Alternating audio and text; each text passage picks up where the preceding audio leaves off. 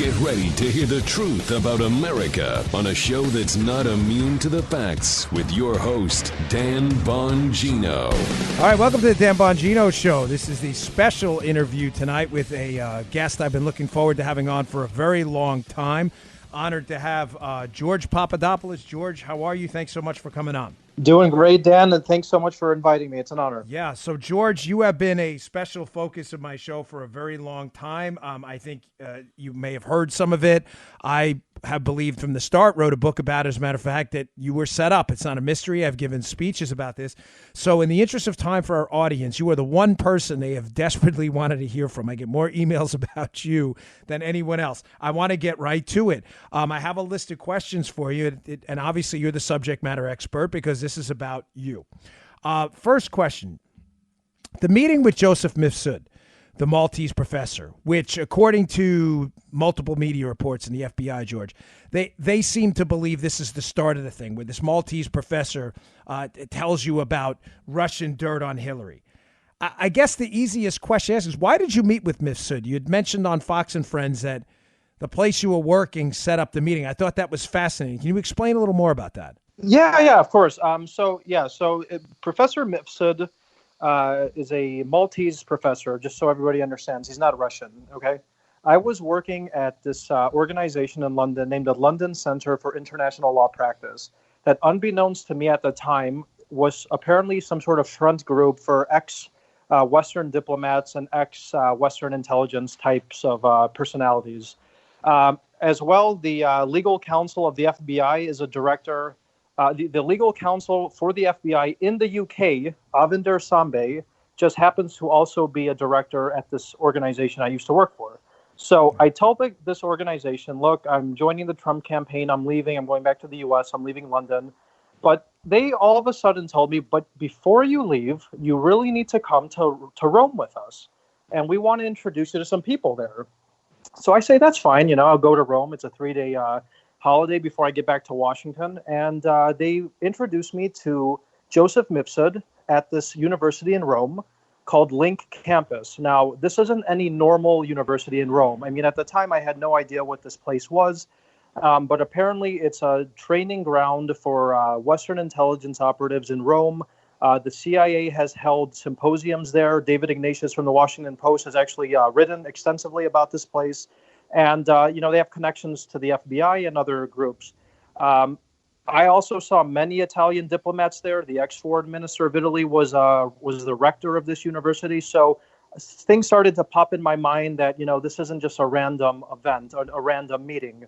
They tell me it's very important for you to meet Joseph Mifsud. I had no idea who this person was. He came up to me, presented himself as this mid-50s former diplomat who knew the world. Yeah, I noticed in your in the statement of offense that you seemed to, which I find, and I'm going to get to this part later, but you seemed to believe at the time that he was puffing people up, that he was a nothing, and he was just. Now, is that right? I mean, what made you believe that? And just to be clear, I just want to reiterate something you said earlier, so the audience is clear on this. The place you're working for, which you're indicating has some ties at least to Western and the United States former law enforcement. This is the place that sets up the meeting with Mifsud. It's not you. You don't seek Mifsud out. The organization you're working for with ties to Western intelligence, they're the ones that set this up. Am I hearing that right? Absolutely. And, one of the few people who actually orchestrated that meeting was Avinder Sambe, that anyone could simply Google this person and you'll see that she's the legal counsel of the FBI in the UK. So not a small person. So, George, just to be clear on this, though, because this is you said this on Fox and Friends with Kilmeade, and it blew me away because I'm thinking to myself, having this body of research we've done for the book on this, that this is a fascinating point because there are only two possible scenarios here, right, George? Number one is Mifsud is the greatest Russian agent in human history who managed to get over on the Link campus, Western intelligence connected people, these people you were working for at the company, and they did zero vetting, or Occam's razor, that Mifsud was probably not a Russian agent, and you were right the whole time that he was, quote, a nothing. Am I right?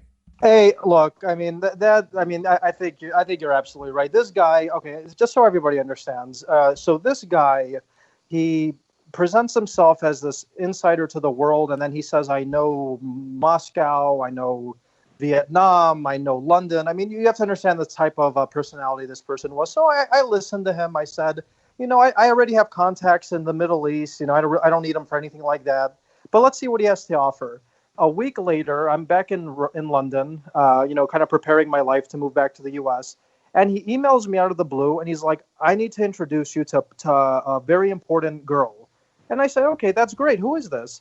I go back to the London Center for International Law Practice, and all of a sudden the directors over there are telling me, oh, guys, this is Putin's niece. So they were all in on this scam. It wasn't just Mifsud telling me that I'm introducing you to Putin's niece. It was the directors at this London Center for International. Wait, this is big, George. So she's not Putin's niece, which we know now. But this person, the Maltese professor Mifsud, introduces to you. I believe she goes by Olga Vinogradova. There's a couple different names out there. But the people at the London Center seem to believe she's Putin's niece too, which seems odd because she's not Putin's niece.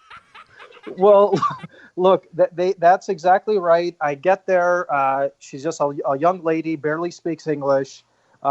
Just kind of an obscure person sitting and smiling. Okay, so I fell for it. I was a dupe at the time. Wait, this is the March 24th meeting, right? Yeah. So set me up here. Who's at this meeting? Olga, Mifsud. Is there anyone else there? No. No one else is there. He invites me, to this 5-star hotel over in London just for lunch with this person, and just sits there. She doesn't say much. Just obscure, barely speaks English. Now here's where things get really weird. Okay. Now, after I return, I go to the national security meeting from that famous picture. Everyone knows what I'm talking about. Sure. Then I'm speaking at this conference in Israel in the beginning of April. And I return back to London sometime in April. And this young lady, Putin's fake niece, begins to email me with Mifsud. And she goes from speaking barely any English to all of a sudden she's fluent in the language. She's some sort of insider to Moscow, and she's going to introduce me to everyone with Mifsud in Moscow. So in my mind, unfortunately, at the time, I was believing this nonsense until one day I texted her. I'm like, are you the same person that I met in London with Mifsud? And I never got a response. What I'm trying to say is I don't think the girl that I met with Mifsud in person in London was the girl or whoever I was talking to in emails later on. So that's I just want to make that clear. Can I throw something out there, George, at you? And this is a theory that was thrown out to me by someone who is, let's say, read in on the program a bit, right? This is an old tactic for assets in the intelligence community to pretend they don't speak the language, knowing that people will speak freely around them because they think they don't speak the language.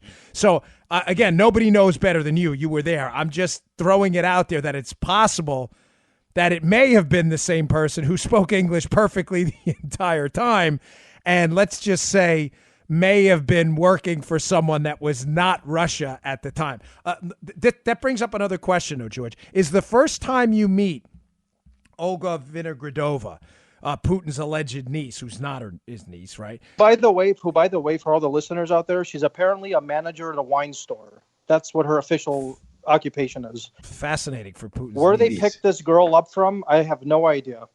Maybe now, let me throw something out at you here because this is where I've been going lately and an avenue I'm pursuing strongly. So when do you meet her first? Is she at the March 14th meeting, or do you meet her first at the March 24th meeting? Because I know you meet with Mifsud twice, the 14th and the 24th. Is she at that 14th meeting, or is the first time you meet her the 24th? Yeah, so I've only met her once in my life face to face, and it was, I think, March 24th in London. I didn't meet her in Rome. No. Let me throw something out at you, George. If a lot of the statement of offense stuff, and when you read the investigative documents on your case, what I find fascinating, what someone suggested to me, and I believe they're onto something, is a lot of these statements of offense alleging you did this and George did that, and it's all spoken from a bird's eye view. In other words, stop me if you're not following me, George. I explained this. Joe knows already because I've already had this conversation on the air with Joe. Yeah. It's spoken like there was a third person there. And what I'm suggesting to you is that I think Vinogradova may have been working with Western intelligence as well, because if it's not Mifsud telling them that, who is? It's not you. In other words, at some points in the investigative documents, it says, and Mifsud wasn't interested, and then he was interested, and then it says, and Papadopoulos seemed this way, and then he seemed that way, and it's spoken from a view that there was an informant there. That's why I asked you what the first time you met with Vinogradova, because it says to me that was the same person, Vinogradova. She spoke English the whole time and was likely working for someone connected to Western intelligence to maybe oversee that meeting and make sure they had some kind of corroboration about what happened. It makes perfect sense when you read some of the charging documents, because it's written analyzing you and Mifsud, but we know it's not from you. And if it's not from Mifsud because they can't find him, then who else is it from? So any thoughts on that? I have no idea. I'm following your lead on this one. It makes perfect sense, though. And I find it interesting, too, because one of the I'm sorry, I just have so many questions. You can tell I'm excited to talk to you, because your life has been my life for the last 7 months. In the charging documents, I find it odd that they constantly talk about in the statement of offense these substantial connections these people had to Russia, Mifsud, the Russian MFA connection, and yet, ironically, in the same charging document, it says, and defendant Papadopoulos said that they thought they were a big nothing, these people, but you were right. Like, interestingly enough, there is no evidence that has surfaced since your arrest and your absurd prosecution that this witch hunt against you. There is no evidence that has been presented to show that these people had these substantial Russian connections. So what I'm saying, George, is that you were arrested and prosecuted, although the charging document itself exonerates you. You were right. These people were nothings. They didn't have substantial connections. We've never seen it. Look, I mean, I agree with you on that, but also we do know that Mifsud has substantial connections now, because right. About a week ago, his lawyer went public and said that he was working for Western intelligence and under the guidance of the FBI. So unless this guy's lawyer, and I'm represented by great lawyers, and they would never lie about me publicly, they wouldn't slander me, that's just not what lawyers do. If his lawyer is telling the truth, which there's no reason for him to be lying, especially given what we know about Mifsud's connection to Western intelligence, how my meeting with him was obviously orchestrated, and now he actually really had no connections to Russia. I mean, he introduced me to the fake niece of Putin, who, as you said, probably was working with Western intelligence, and a low-level think tank analyst in Moscow, who I've never met to this day, over email. So it makes, perfect sense. George, if that's true, what you just said, what the lawyer said, I mean, you're just quoting, and you're right. Stephen Rowe, who is Mifsud's lawyer, George is correct, folks. The lawyer has already put out statements multiple times. He has been categorical on this, that his client Joseph Mifsud is not a Russian asset, that his ties are to Western intelligence. You just heard it from George too. Now think about that, George. If this is true, this was a clear-cut case of entrapment. You were unquestionably then set up by your own government. I mean, I don't get into these how does this make you feel stuff often, but no, and a serious question, how does that make you feel that you may be the centerpiece of the biggest political scandal of our time?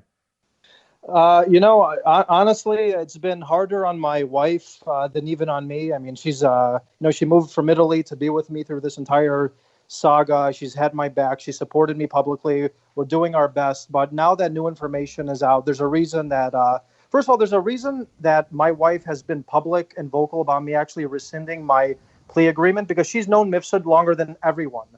She actually used to work at the European Parliament. She knows about his ties.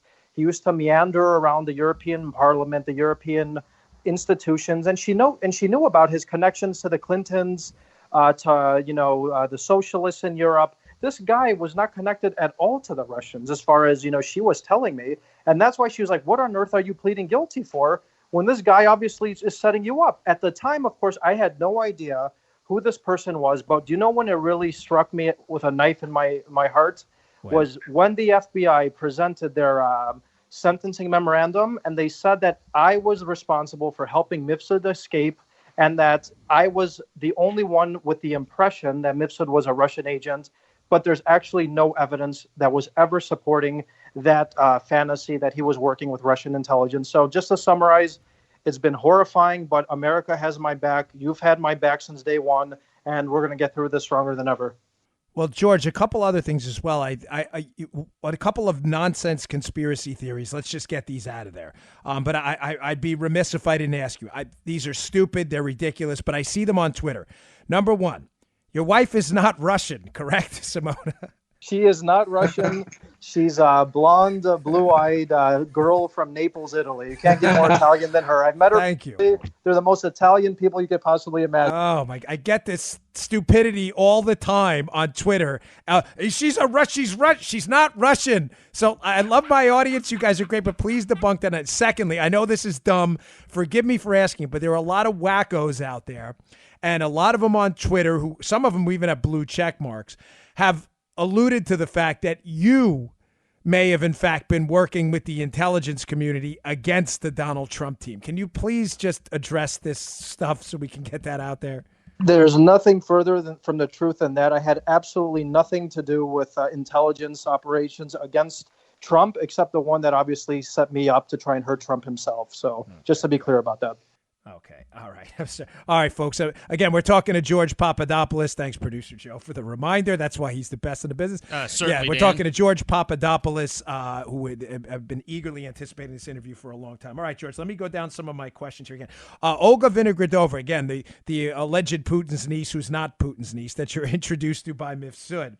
What another point I find interesting is if you read the statement of offense, there's a portion in there, George, you need to highlight and pay close attention to that's fascinating. They ask you at one point in your interview, obviously you know this because you were there for your interview with the FBI, they ask you if you've met anyone or had a meeting with anyone with a Russian accent. That's a fascinating little piece of the statement of offense, George, because did you ever say to yourself, well, what do they mean, anyone with a Russian accent? What I'm basically getting at is, I think they knew about Vinogradova because Vinogradova, I'm starting to come to the conclusion, may have been Western intelligence connected. But doesn't it all make sense now why they would have asked you that? Like, hey, did you ever meet with anyone with a Russian? What does that mean? Anyone with a Russian? That could be anyone, you know? I mean, no, I mean, thinking of it right now, you're absolutely right. I mean, because, and I've made it public, you know, I've never knowingly met any Russian official. I've never been to Russia. I don't have Russian friends, and I don't even like Russian food. So I don't understand what that means by a Russian accent, but you're absolutely right. You just put that back in my memory. That was quite strange. And she probably was the only one with a Russian accent, to be honest with you. And why else would they ask that, George? You worked in London. You clearly had no ties to people in Russia at this point. You hadn't even, you know, this seems to me like that question, did you ever meet anyone with a Russian accent, was designed to get you to lie about this alleged Putin's niece who wasn't Putin's niece. Now, moving on with the Mifsud interview, do you think he was recording you and just some of the tricks of the trade? I mean, did he move a cell phone close to you? Did he say, let's move to a quiet place in the restaurant? Did he try to sit closer to you that it kind of got into your space and was a little weird? Did you think he may have been recording you? I definitely think he was. And let's just say I'm under the current understanding that there are probably some transcripts regarding Mifsud and I. So I don't know if that's ever going to be public. If it is, if it's not, let's just say that, that's something that's come across to my mind a little recently. So. Well, those transcripts, and I understand, you know, you say what you're comfortable with and what you're not, no pressure at all, but I believe there are transcripts.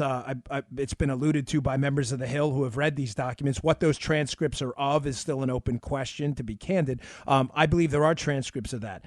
Are those transcripts going to be exculpatory? I mean, at any point during that conversation about the Russian emails or the Russian dirt from Mifsud, do you push back on him at all and say, hey, brother, I'm not sure about that? All I can say about that stuff is imagine yourself right now. You're meeting somebody that you have no idea why you're meeting with him, except that he just wants to have lunch.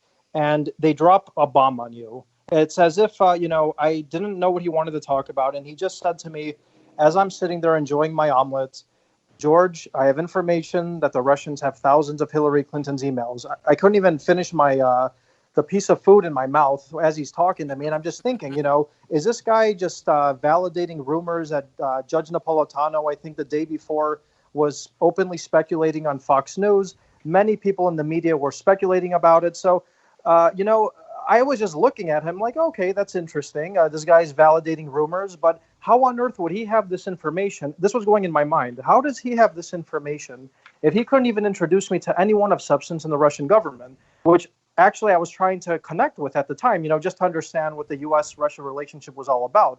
And then he drops this information on me, and when he said it to me, I didn't find him credible, and that's the truth. So you thought this was just him puffing himself up again to look like some kind of an insider. Let me ask this question differently. You don't think at any point that this guy's like some serious Russian spy who actually has these emails.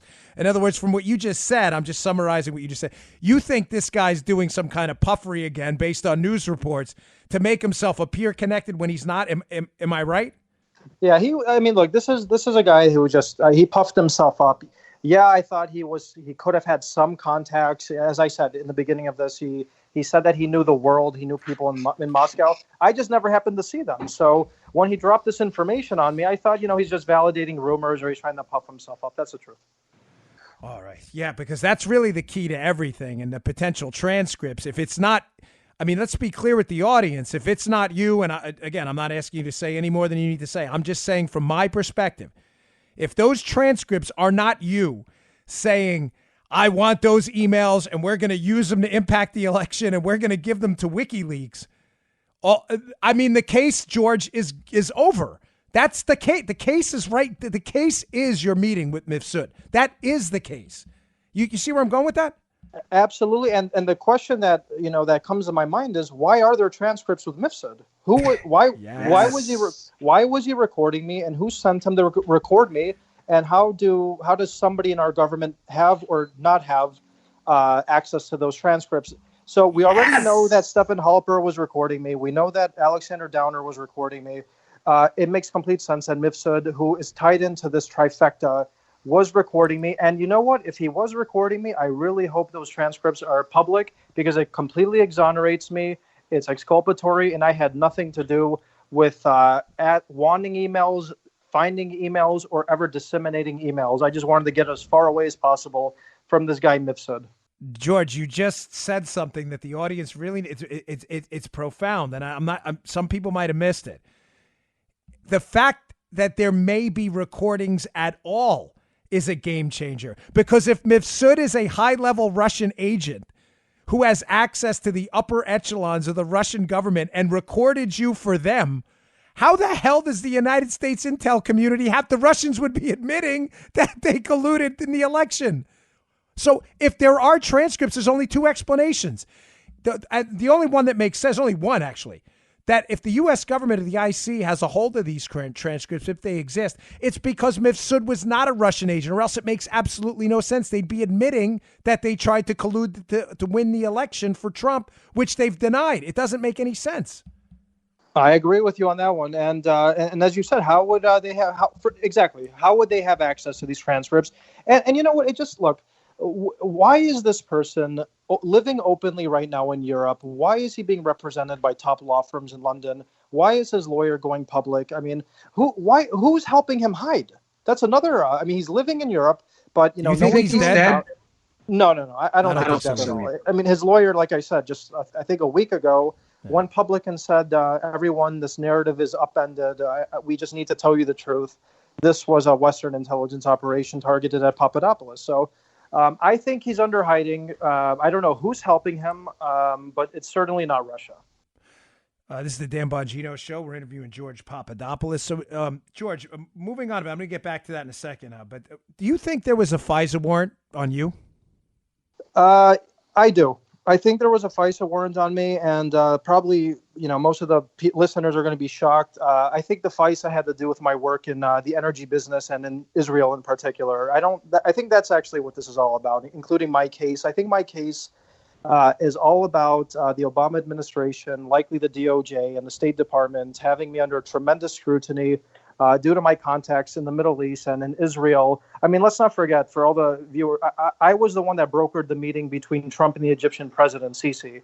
You don't just walk into the Egyptian embassy or call Cairo and have these things happen if you're not an insider. I had a lot of contacts there. I used to work in the think tank business in Washington, and then I was a private energy businessman. So I had these contacts, and just to be frank, when the FBI came to my house in January for the first time, they were questioning me about my ties to Israel. And then all of a sudden, when we go into all these other issues about hacked emails, Russia, so there's a lot more to my story than most people could possibly even imagine.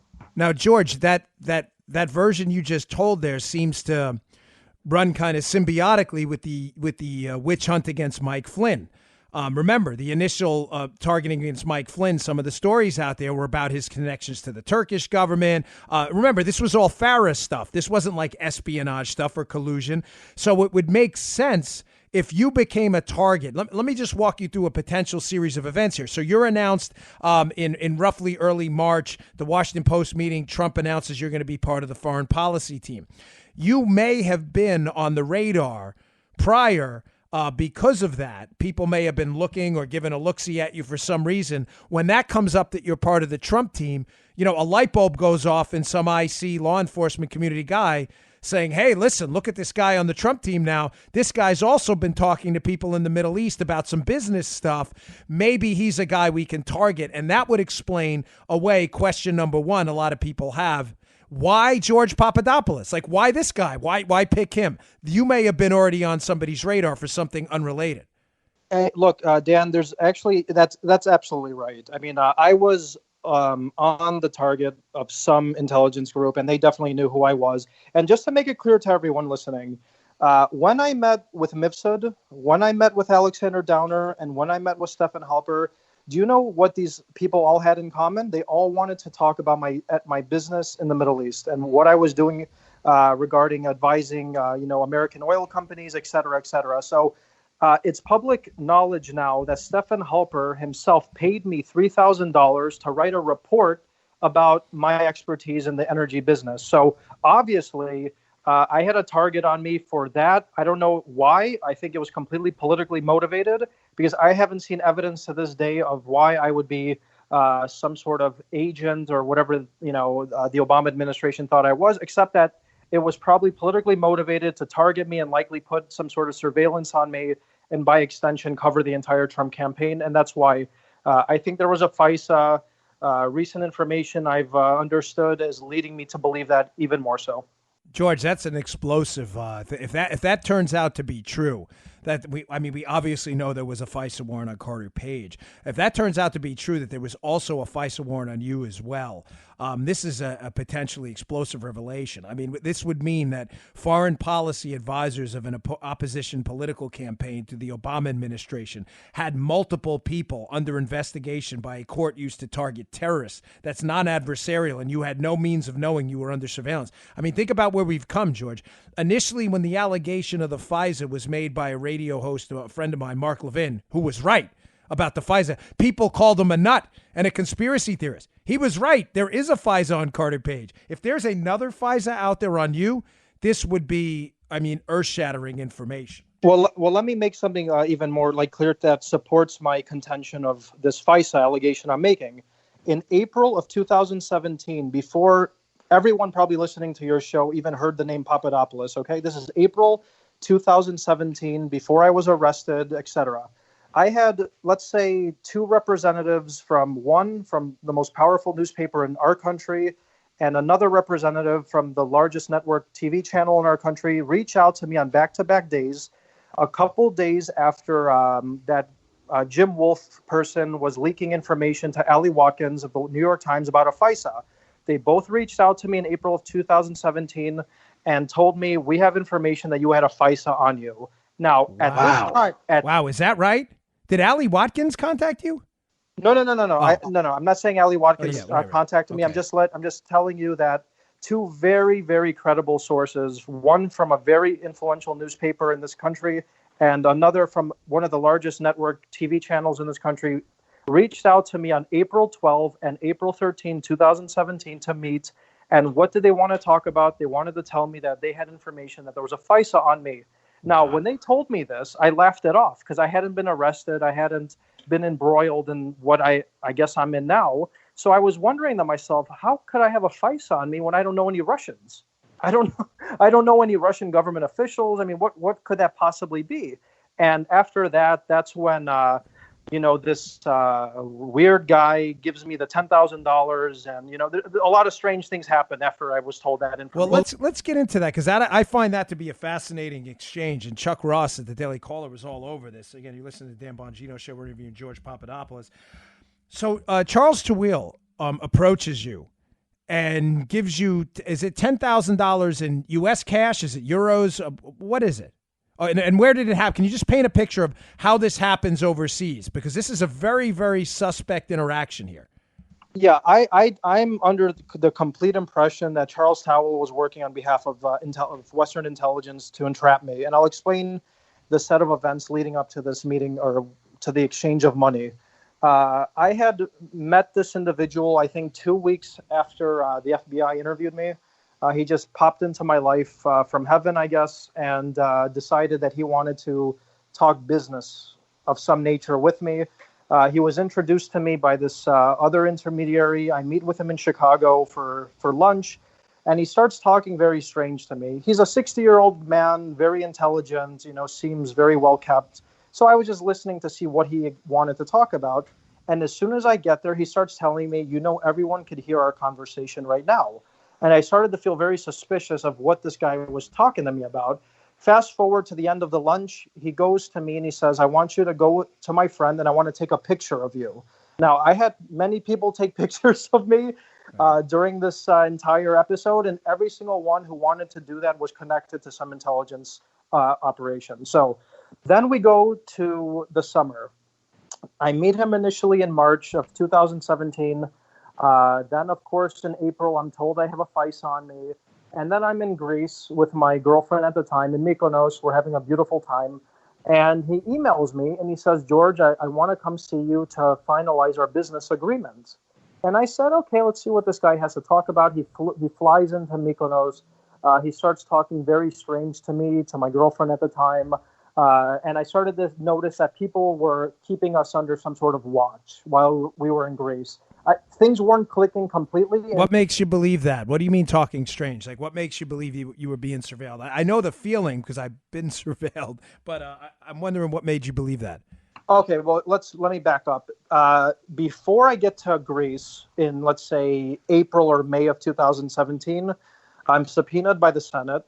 I get stopped by 4 armed guards at O'Hare Airport in Chicago as I'm trying to board my plane, where they're asking me if I'm planning on returning to the U.S. I get to Greece, and, it's a low season. I'm at a bar, and my friend tells me, look behind you. And I look behind me, and there are these 4 guys with black sunglasses, black shirts, just staring at me. So I started to feel there was something really strange going on. A day later, Charles Tawil then comes to me and he wants to meet in Mykonos. He starts talking strange to me and my girlfriend, basically asking if my girlfriend at the time was an operative like he was. And then he says, it's very important for you to come to Israel so we can finalize this agreement. I, to this day, never understood what on earth this person wanted to do except set me up. And I'll explain what I mean by this. He invites me to Israel and he puts me in a room with these ex-Israeli intelligence people. I had absolutely no idea why I was in this room. And they were talking to me about some program of theirs that the CIA and the FBI were clients of that helped with social media manipulation. So immediately when I was stuck in this room with this person and these individuals, I knew I was being framed and I was being entrapped, because that's not obviously what I was supposed to be doing when I went to Israel. And as soon as that meeting ends, he takes me to a hotel where I'm completely terrified. I was texting my girlfriend at the time, like, how do I get out of here? I think this guy's going to kill me. And we're in a room, and he's like, come in my room. I need to talk to you. And he hands me $10,000 in U.S. bills, in $100 bills. And right there and then I said, if I don't take this money, this guy could possibly kill me. Or if I take the money, let me get out of here, leave Israel, and just tell him to take his money and never contact me again. And that's exactly what happened. I take the money. I then fly to Greece a couple days later. I contact him and I tell him, come take your money. I don't want you contacting me again. And he tells me I don't want my money. Now, that for me was incredibly suspicious. He never wanted his money back. I offered him his money back. The money is still with my lawyers actually in Greece at this moment. And 3 or 4 days after that exchange, I'm arrested at the airport, and I have FBI agents looking for money in my bag. Now, it's an incredible, insane story, but it's true. Well, let me give you a couple coincidences here I say coincidences with air quotes. What I find interesting about it is they addressed social media manipulation to you in that meeting when that was going to be the charge against Trump the entire time, that the Russians were colluding with them to, one, get out emails via Wikipedia, but also to manipulate via social media the election. Matter of fact, that's turned up later on in one of Mueller's indictments. So either, again, the Russians were working with the Israelis, or you're being set up with a narrative that was pre-planned in advance. Now, fascinatingly enough, they give you just enough United States cash that if you were to enter the United States and not declare it in that amount, you would have found yourself in a world of trouble. Now, when you left the money behind, did you had the feeling you were being set up? So that money's still there. You've never touched it. Oh, not only did I feel I was completely set up, that's exactly why I told him, come get your money and don't ever contact me again. I'm actually trying to bring that money back somehow so that Congress can investigate it, because I'm 100% sure those are marked bills, and to see who was actually running this operation against me. And I think Congress can figure that out, not me. Well, there's probably some paper trail if there was. I believe this was a setup, and it's not a mystery. I've said this the whole time. There would be some kind of paper trail. You don't just give out that kind of money randomly. Paint a picture for me of the airport scene. You return back. You don't have the money, which was a smart move on your part, suspecting something was up there. So you come back. You have no idea. You haven't been tipped off by anybody that anything's going on. You walk into the airport with virgin eyes on this. Is that right? Virgin eyes, except just having a strong sixth sense, I guess. And, thank goodness I followed that. And my girlfriend at the time was telling me that this guy is just up to no good and he just set you up. So I get to the airport, and I think you've mentioned it in a couple of your podcasts. You don't get arrested in a violent manner the way I was for a lying charge. So, I get to the airport, there are agents waiting for me. I'm handcuffed. I've never been arrested before. And I was thinking, is this all for lying? Is this how you get, Wait, George, this is a key point here. Are you arrested before? I've been to Dulles. This is at Dulles, correct? I've been to Dulles IED many times there. Are you arrested before clearing customs or after? Before. That's fascinating. So have you on the plane when you come back from international, you got to fill out the blue slip. Did you fill that blue slip out? You know the blue slip, the customs slip I'm talking about? Yeah, I know. Yeah. Did you have that? Do you remember where it was? I don't remember, but all I know is I never got to passport control. So you don't know what happened to that blue slip? Did they take it from you? I can't remember. I can't remember. See, that would be interesting because it would explain away a lot of what the $10,000 and the money and the declaration, but they need the declaration form first because you would have to sign it. So that's interesting. So did they grab you right off the plane? I get on the shuttle train, that shuttle train on Dulles. Yeah. Everyone's exhausted. I just got off a, transatlantic flight. I hadn't slept in about 12 What time is it, by the way, roughly? It's probably like 7 o'clock at night. Yeah. And I noticed, these two guys in crisp suits and ties. And I say these guys are, they're probably agents of some sort. And, but before I get to passport control, I'm basically detained, and people are looking through my bag and looking for money, I think. And then you're under arrest kind of thing. So it was. So they arrested you right there. Did they talk to you, then arrest you, or did they tell you you were under arrest and then interview you? You're under arrest, and then tried to interview me. And then I just told them, I want my lawyer now because I have no idea what's going on. So everything, you have to understand how this is this is summer of 2017, Sure. before. And I know I'm asking you, but the detail there is critical. And I say this detail is critical, and I suggest you bring this up to your lawyer because did they show you a warrant? No. So what were you under arrest for? You hadn't made. Was it the false statements charge that they believe you made in January? I never understood why I was under arrest until I got in front of the magistrate the next day, where there were charges there. But I never understood why I was being detained or why I was under arrest. No. Because, George, if they didn't arrest you with a warrant, my experience in federal law enforcement is This is not the NYPD. In the NYPD, you arrest people all the time without warrants. Why? You're cruising in your patrol car. You see someone, God forbid, hits another guy, or whatever it is. You arrest them. There's no warrant because you just witnessed it. That's not the way it works in the federal system. While you can make a probable cause warrantless arrest, I'm telling you from someone who did it for 12 years, it is extremely rare. And in a case as deeply impactful as yours, supposedly this big Russian collusion conspiracy you were allegedly at the center of, right? To show up at the airport without a warrant is absurd.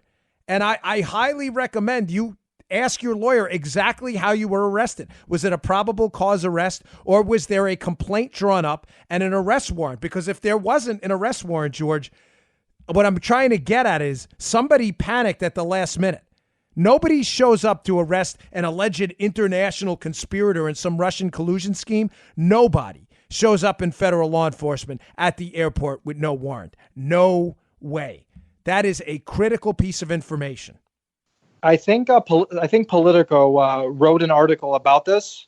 I think Josh Gerstein wrote some article about it. But my understanding is, as I said, I had no idea why I was being arrested. Until the next day, in front of the magistrate, I heard, lying to the FBI and obstruction. So I have to agree with you. I think it was rushed, and there was probably a reason for that. I don't know why that happened, though. So I just got a couple more questions for you, George, but I just want to go down these lists of people and want to ask you, like, when you got suspicious that there was something serious going on here? So all of these people are offering you money. We have Charles Tawil, who you already said you told the story. You're obviously suspicious of him. You're suspicious of Mifsud, what, about the second or third meeting, or right at the first meeting when he says the Russian email thing? Actually, it's not at the first meeting. It's the March 14th meeting when he says that. Is that when you get suspicious of Mifsud, when he drops that bombshell on you as you're eating the omelet there? That's exactly when I got suspicious of Mifsud, was on that April 26th meeting, and that's when I started to distance myself from that person as much as possible, yes. What about Sergei Milian? Sergei Milian's another very strange character in this whole thing. I think he was also working on behalf of some organization to target me. One of his associates during the inauguration told me that he was working for the FBI. I don't know if that's true or not. I don't have proof except with what one of his associates told me. I can just say that this person tried to set me up in a financial crime of some. Another guy tries to set you up with money. Explain. This is amazing. How many people wanted to give you money is incredible. Dan, I had women throwing at me and money all the time. Everybody wanted to entrap Papadopoulos. You're like a rock star. Unbelievable. Including Helper, by the way, which we haven't gotten to. He had some this little honeypot trying to seduce me for another whole thing, but we'll get to that later. We have time. So Milian. He reaches out to me out of the blue in July of 2016, and he tells me I'm a former associate of Trump. I worked on his Trump Hollywood stuff, and I would like to meet with you. So initially I thought, this guy's connected to Trump, and he just wants to meet and just figure out, who I am and things like that. I meet with him one time or so in New York, and I see him pull out his phone and put it in front of the table, and right away I think this guy's recording me for some reason. I didn't understand what it was. So I don't see him again. And then he contacts me out of the blue sometime in late September, October. This is around the time there's another FISA warrant for all the listeners. The Page FISA, I think, was in October. And he's like, I would like to come to Chicago and talk to you, just one last time. I have a very interesting proposal that you might be interested in if you want to join the private sector. And I said, okay, I have nothing to lose. Let me hear what this guy has to talk about. It might be something Trump related or not Trump related. And he comes to me and he's like, I have a deal for you for $30,000 a month, a great office in Manhattan. It's simply PR for, I think he said, some ex-minister in Russia. But the qualifier is you have to work for Trump at the same time in his administration, and you can't tell anybody. Now, as he's telling me this, I just want the listeners to have my eyes for a moment. He has a scarf around his neck. He's sweating. His eyes are bogged out, and he's pacing back and forth as he's dropping this incriminating information on me. I tell him to his face, listen, I don't know what you're talking about. I'm not interested, and I think you should just leave. So he leaves. I don't see him again. I go to the inauguration, and one of his associates tells me he was working for the FBI. I don't know what that's about. If he wasn't, the guy's fallen off the face of the planet, and no one's been able to find him or reach him, similar to Joseph Mifsud. So my story is filled with all of these really interesting, shady characters that I can't put a finger on, and I hope somebody does very soon. You listen to the Dan Bongino Show. We're interviewing George Papadopoulos. George, it is amazing how a guy, according to your own account, with no Russian connections whatsoever, is constantly being approached by multiple people offering either information or money. Now, why I find Milian so fascinating, just to recap quick, I find Mifsud fascinating because his connections, based on a basic internet search, are largely to Western intel. I find Halper interesting. We'll get to him in a second because of his connections to the Central Intelligence Agency. I find Tawil interesting because he gives you the exact amount of money you'd need to be caught up in a whole money laundering scheme or something if you enter the United States without declaring it. And I find Milian interesting because he offers you $30,000 a month, yet there's credible reporting out there, George, that Sergei Milian may in fact be source D in the dossier, meaning Milian may have been passing information off to Christopher Steele to use to put into the FISA court to spy on Donald Trump while simultaneously trying to, quote, recruit you. Did you smell something wrong with this right away? I mean, obviously the sweating and the thing, but do you realize at this point, like this is a setup? Of course, absolutely. And that's why, I described the environment because I remember it so vivid. This is a meeting from probably over 2 years ago, but I remember it like it just happened because it was so bizarre. I mean, every single meeting that was incredibly bizarre, including Stephen Halper, Joseph Mifsud, Alexander Downer, Charles Towell, and Sergei Milian, these five people had made such an impression on me because of how bizarre their behavior was that I can't forget them. And not only can I forget them, they're all major characters in this operation of some nature by various parties to try and sabotage Trump and his campaign.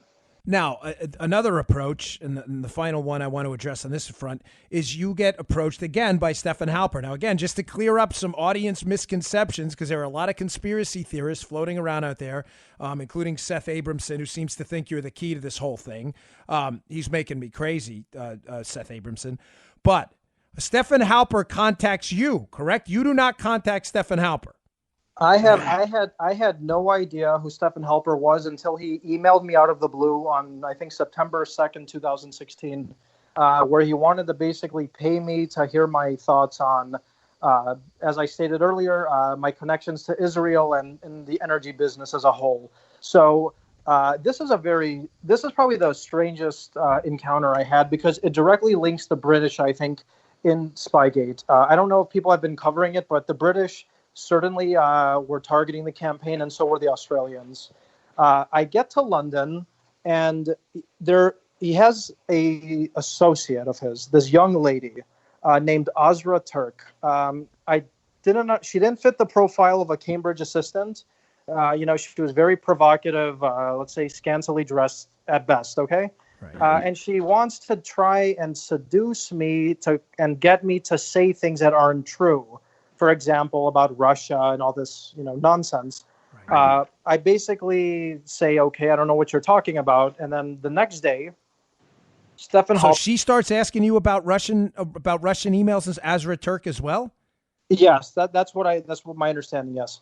So they think you're going to fall into this honey trap and jump in and do your thing. And then all of a sudden in some love euphoria moment, spit out that you're the centerpiece of a major Russian collusion conspiracy. Am I reading this right?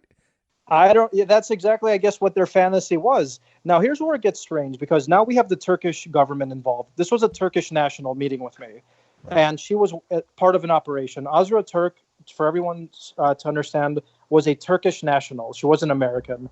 So this is why it leads me to believe this was possibly a CIA or MI6 operation, and not necessarily FBI, even though the current narrative is it's FBI.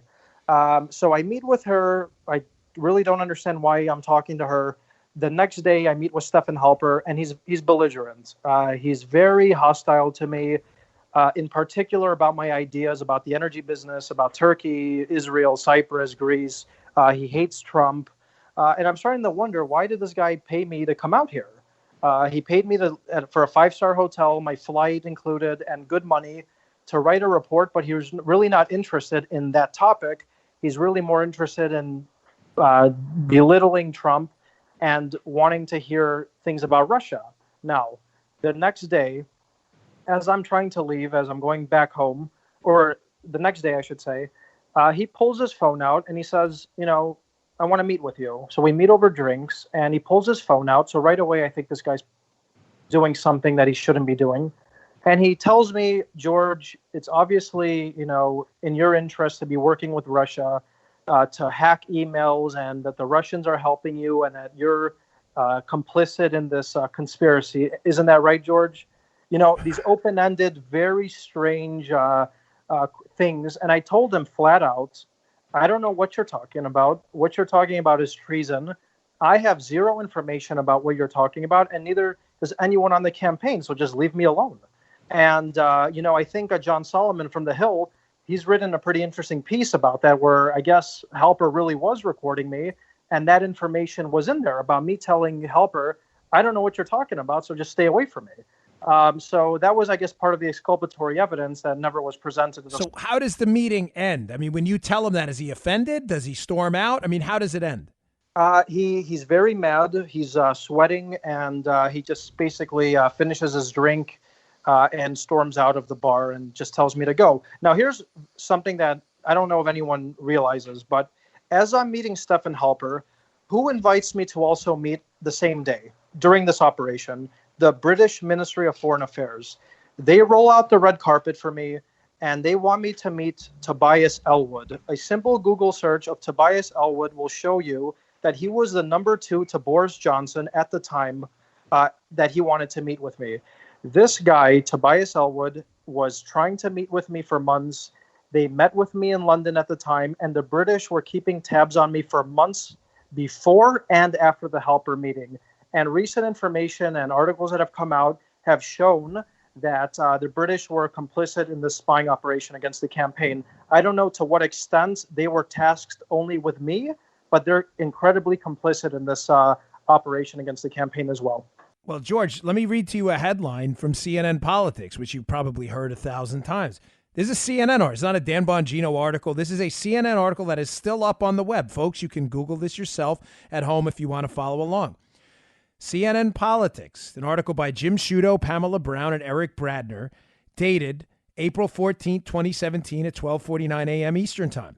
Headline: British intelligence passed Trump associates' communications with Russians onto U.S. counterparts. So, George, what you're saying, and the reason I'm bringing this up is because I know a lot of liberals who are so bought into this collusion hoax are going to say, oh, I heard George in the Bongino show, he's just trying to deflect. What you're saying has already been reported by left-leaning media outlets. There's nothing conspiratorial about this at all because the article's still up. Your British connection is already documented, is what I'm getting at. Absolutely, absolutely. And Stefan Halper, the British government, and including Downer. By the way, I don't know if we got to Downer, if we did earlier, if we didn't, but that's somebody No, not yet. But let's get to him now, because that's a fascinating angle on this, because Downer is the Australian ambassador, but you meet him again in London, which seems to be the geographical center of all of this suspicious stuff going on around you. Oh, absolutely. Okay, so just so everyone understands, the current narrative is that I was in a bar randomly drunk, and Alexander Downer stumbles upon me. He's drunk, and we're talking about conspiracy. That's, I guess, what the current fake narrative is. Now, let me explain to everyone what the truth is. This was no random meeting. This meeting was orchestrated, and it was made through 3 intermediaries, okay? The first intermediary was an Israeli diplomat named Christian Cantor in London who despised Trump, who one day told me after Trump's foreign policy speech, I want to introduce you to my girlfriend. Now, who was this person's girlfriend? She just happened to be an Australian intelligence officer and the assistant to Alexander Downer named Erica Thompson. Now, I meet with her and she's belligerent. She's calling Trump a pariah, that the campaign is it's a horrible campaign, and Trump will never win, kind of thing. So anyway, I'm listening to these people's opinions, and then I have an interview with the Times of London, which is London's, it's the most powerful newspaper in London. And in this newspaper interview, I basically state that David Cameron, the Prime Minister of the UK, should retract his comments about Trump being an idiot for his Muslim ban comments, and that he should reach out to Trump in a more productive manner, and because he's likely going to be the next president. Now, that same night, there was all over the UK and around the world, there was some title along the lines of Trump demands apology from Cameron. It was a very sensationalized title, that brought a lot of heat on me, including from U.S. intelligence people in the UK. The day after this, so for everyone keeping track, this is May 2nd, 2016. The day after that interview, I have two guys, Americans from the U.S. Embassy, reaching out to me, which I think were DIA people. And they tell me, we want to meet with you. Their names are Gregory Baker and Terrence Dudley. I think Terrence Dudley is still at the London Embassy right now as a Navy attaché. They want to meet with me, and they're whining me, they're dining me as if I was Marilyn Monroe or some beautiful woman, something that just never made sense to me. They're spending a lot of money on me, they're probing me, they're asking me about my ties in the Middle East. Let's go back to that theme. They're asking me about what Trump wants to do with Russia. I said, look, I don't know. I mean, this is basically, I'm just deflecting them. And then a day after these guys reach out to me, this is May 5th now, okay? Right. I have Erica Thompson message me and say, hi, George, I would just like to let you know that Alexander Downer just wants to meet with you. Now, this Alexander Downer, for all the listeners, this isn't a random low-level Australian diplomat. This man ran the equivalent of the CIA in Australia for 17 years. He was the foreign minister, and he was their biggest diplomat in London. He wants to meet with you over drinks. Now, on May 10th, I go to this meeting. So remember, I have an Israeli diplomat, I have an Australian intelligence officer, I have this strange interview with the Times of London, I have U.S. intelligence officers, and then Downer meeting with me, okay? So this wasn't a random meeting. This was all very orchestrated. Right. I go to meet Downer. Within 1 minute or 2 minutes of sitting down with this person, he pulls his phone out of his pocket and he starts holding it up to me as if he's filming me or taking a picture or something very strange. And that is why, I was always under the suspicion that this guy was filming me, recording my conversation, and now there's evidence that he was actually recording this conversation, and he didn't want to talk about the U.S.-Australia relationship. He basically was there to pass a message along from the UK to Trump to stop, supporting Brexit. Remember, Brexit was the thing everyone was worried about at the time in the UK, and that, Trump is a pariah. And I never in my life talked about emails with this person. So this is important. He doesn't bring up this email thing at all because, George, as you well know, the New York Times did a big expose in December alleging that it is this boozy meeting, that you were thoroughly intoxicated and you happen to slip out that the Russians had emails on Hillary. Now, are you saying none of that happened? I'm telling you, I have zero. Like I said, I remember so much about this meeting, and I have zero memory whatsoever of ever talking about emails. So I'm confident that I never did talk about emails. I have no memory of talking about emails. Does Hillary come up? I'll get to that in 1 second of how she came up. But what Downer has done in subsequent interviews he's given lately is he's contradicted himself at least 3 times about what was actually said at this meeting. Not even Downer knows what he's talking about. and then people, always ask me, well, how would he know? How would he pass this information, apparently? And I said, how would Mifsud know? I mean, Mifsud knew it the week before, or Downer did. And I also find it very strange that Downer just wanted to meet around 10 days after Mifsud tells me this information. The whole thing seems very strange and very orchestrated. But what I'm telling... Almost like they were trying to pull the information they pushed into you through Mifsud out to use to set up you as a middleman. I mean, it's perfectly logical at this point. Yeah, I mean, I completely agree with what you're saying. But George, I don't mean to interrupt because you're more important than I am here, but it makes sense with all these multiple meetings then with the DIA officials, the Intel connected people. It seems that there were multiple interactions with you, from my perspective as a former LEO, law enforcement officer, to try to get you to just volunteer this information about these Russian emails or this Russian dirt, the information they'd pushed into you, right? But you're not giving it up because there's nothing to give. So that's when I think Downer and maybe the frustration sets in. But what I'm still perplexed about is how would the New York Times, where are they getting this information from? That one, if you could just address these couple things. One, were you drunk? Absolutely not. I had one drink. Downer had one drink. And the meeting was not a pleasant one at all. No one was sitting there drinking or getting drunk. Because that's important. Because I think what the New York Times wants people to believe is that you know, in a moment of drunken peak, you slipped and released this classified information. We now know you were not intoxicated as alleged in some of those pieces by the New York Times. But secondly, why do you think they invested so much of their journalistic integrity into putting out this article based on a source that there was this big conversation about you talking about emails if both you and Downer, the two participants, both of you are saying it didn't happen? What is going on? What are we missing? You know what? This is my theory, okay? I believe, like we said, there was a lot of disinformation. This was a disinformation campaign. This whole operation was just orchestrated to have me set up in various traps, okay? Now, what I really think happened is that Stefan Halper's role was to cover for Alexander Downer so that Alexander Downer would never have to be revealed as a source for this potential fake information, okay? Because obviously there were recordings of Halper, so even if, he wanted to say Papadopoulos said this, if I didn't say it, they could never have used it. So what I think happened is they found this mope, Alexander Downer, who just, for all the listeners out there, he invested $25 million into the Clinton Foundation. He was part of the uranium stuff with Russia. He's a big Clinton ally. And I think he was just willfully part of this group that was used to just create this fake story that Papadopoulos told me this information, and he's just used as a pretext for an investigation. There's absolutely no other explanation because I never remember telling him this information about emails. And in his interviews he's given, he himself has stated the same thing, that Papadopoulos never mentioned emails. So I don't know what's going on, except that, somebody may have screwed up.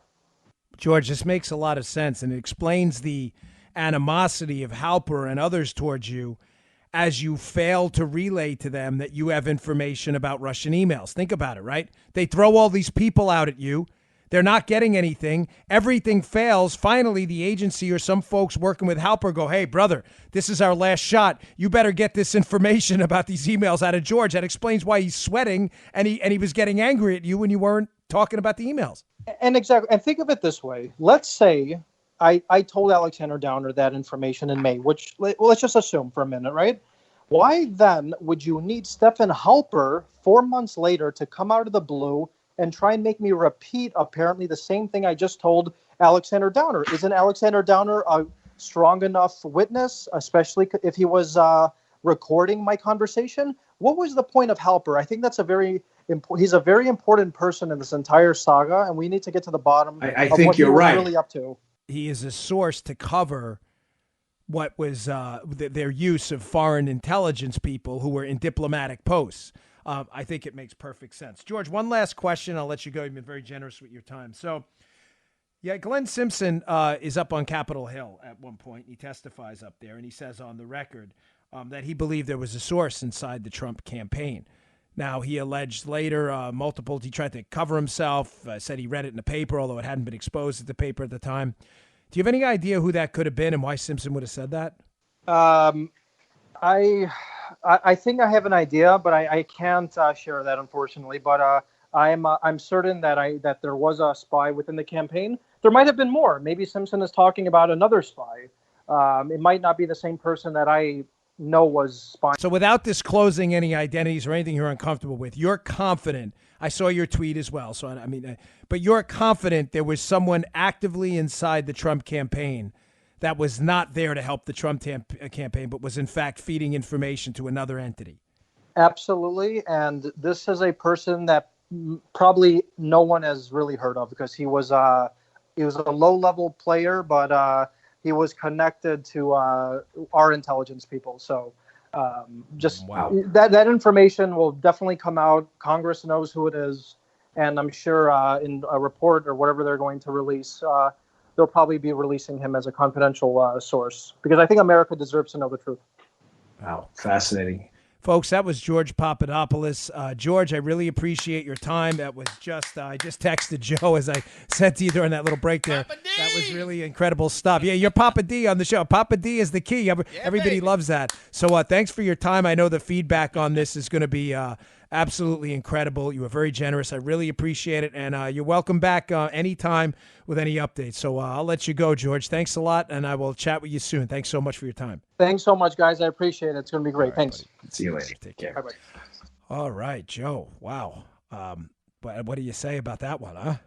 All right, folks, that was George Papadopoulos, who really appreciate it. Again, my show is The Dan Bongino Show. Please subscribe on iTunes, on SoundCloud, on iHeartRadio, or you can listen to the show at Bongino.com for free. Also, pick up my book on this matter, Spygate. It's a meticulously researched book with extensive footnotes on everything that was just covered in that interview. You'll see in some pretty intricate details, available on Amazon, Barnes & Noble. You just heard The Dan Bongino Show. Get more of Dan online anytime at conservativereview.com. You can also get Dan's podcasts on iTunes or SoundCloud. And follow Dan on Twitter 24/7 at DBongino.